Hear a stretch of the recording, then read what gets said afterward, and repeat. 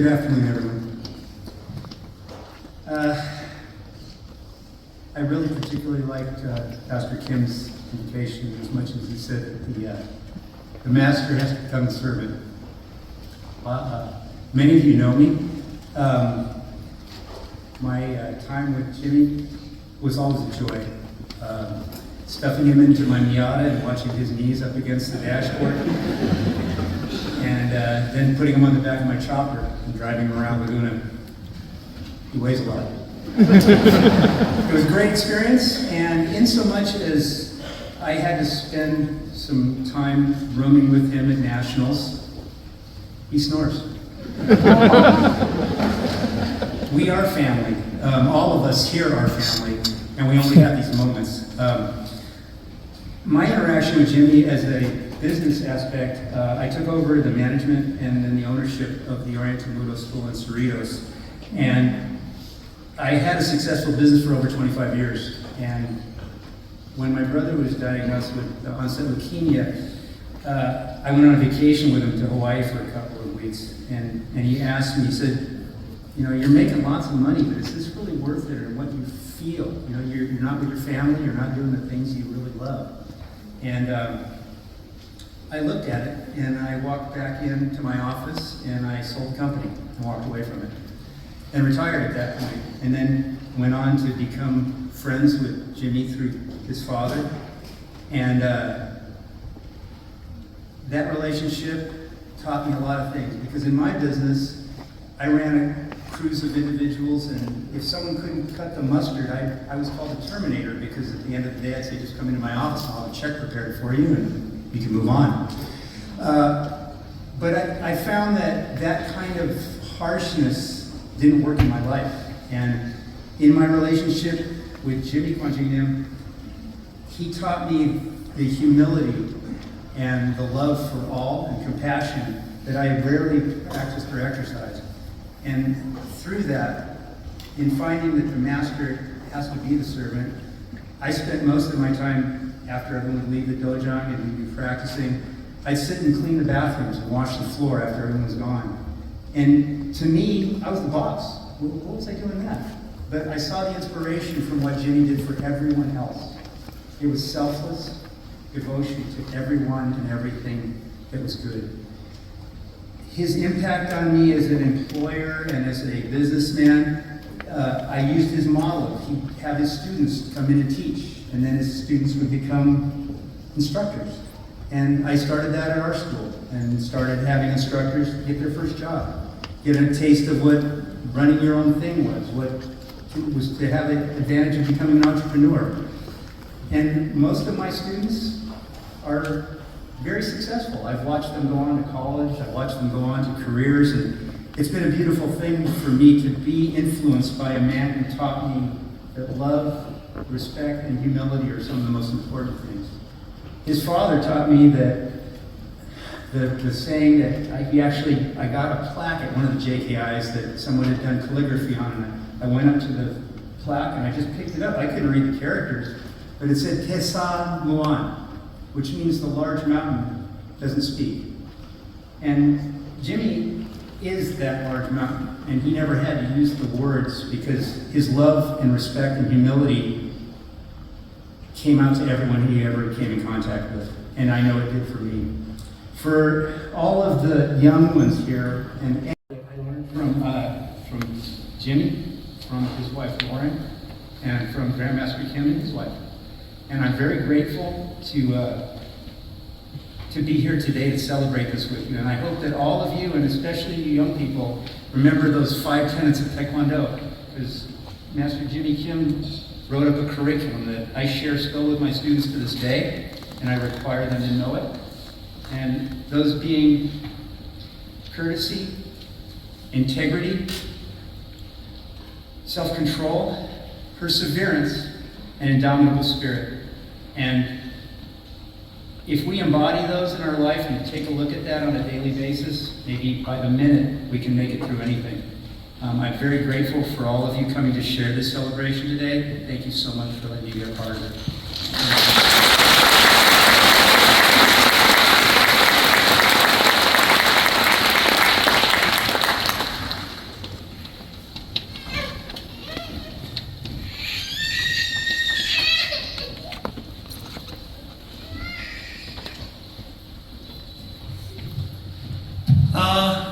I met Jimmy in 1983 when I joined the Oriental Middle School. And I was an ordinary student, but I was encouraged to participate in the competitions and everything else.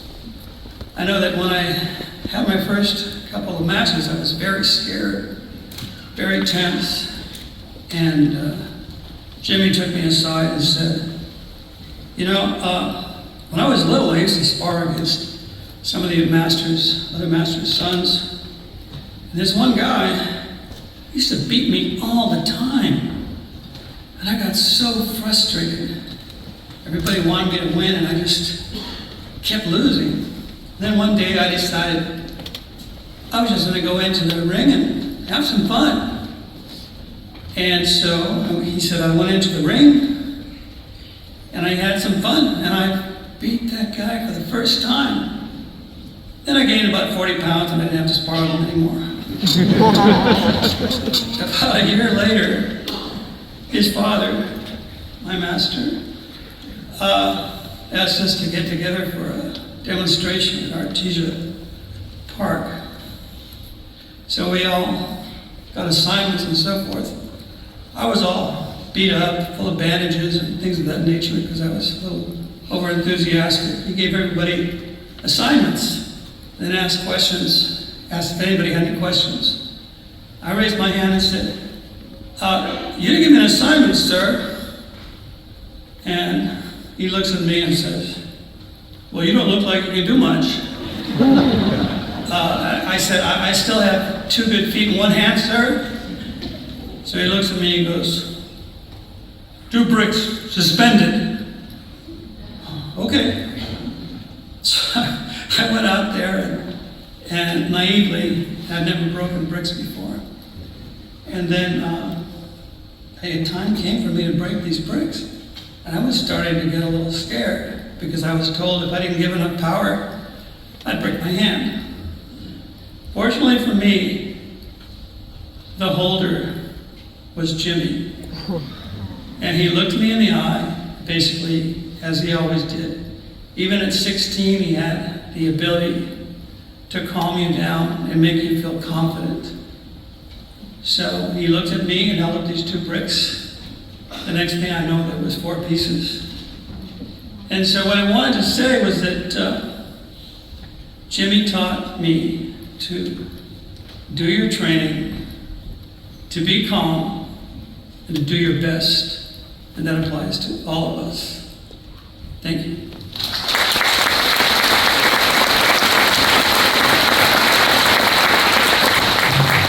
Good afternoon. My name is Jay Hammer. For many years, I was the master of ceremony at the Jimmy Kim International Taekwondo Championships. Affectionately, Master Jimmy Kim used to refer to me as MC Hammer. It was an honor to be a part of such an amazing event. The tournament was founded by Grandmaster Chen Young Kim to honor his son for his victory at the 1988 Olympics and for bringing home the gold. In the beginning, the tournament was held across the street at the Cerritos High School gym. After several years, it grew and grew into a very prestigious event, one of the most prestigious in the country. The venue had to be changed because it got so large. We moved it to the Pyramid at Cal State Long Beach. And there was years where we had close to 2,000 competitors attend from all over the world. It was truly an international event. But in every tournament, Master Kim would always thank all of those who traveled from faraway places to make sure they knew that he was grateful for their attendance, and he knew how difficult it was for them to get to the tournament. The tournament was like a reunion of sorts. Every year we would see the same faces, the grandmasters, the referees, the participants and volunteers. It gave us a chance every year to see each other, watch each other grow, see our families grow. And one thing that really impressed me about Jimmy is that he knew everybody's name. he would walk up, and no matter who it was, he would address them by name. Over the years, the way that Jimmy Kim was introduced at those tournaments evolved as well. In the beginning, he was introduced as Olympic champion Jimmy Kim. After several years, he was introduced as Master Jimmy Kim.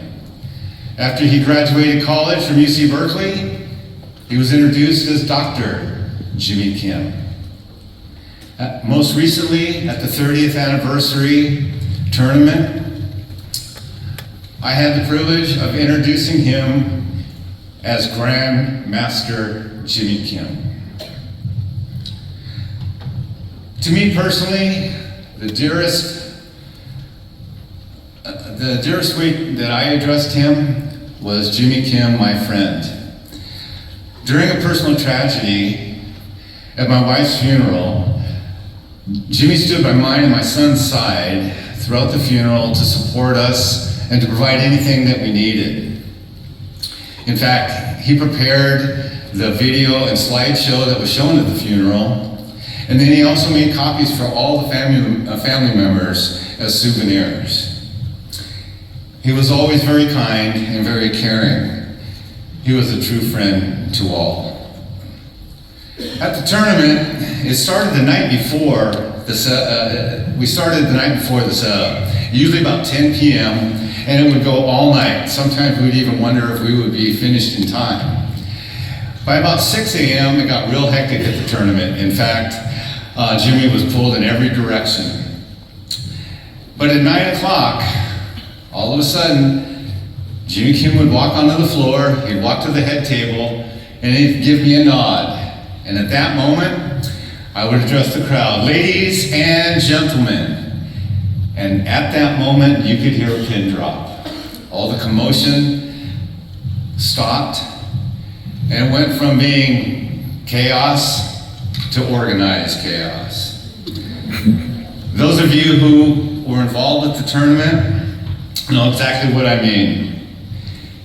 No matter how busy he was, no matter what direction he was pulled in, and whether it was for injuries, for pairings, for disputes, anytime somebody asked Master Kim for an autograph or to have a picture taken, he would stop and accommodate them. Grandmaster Jimmy Kim was bigger than life, but yet he was so humble, so respectful, and so kind. It was an honor to be associated with him. Come, son.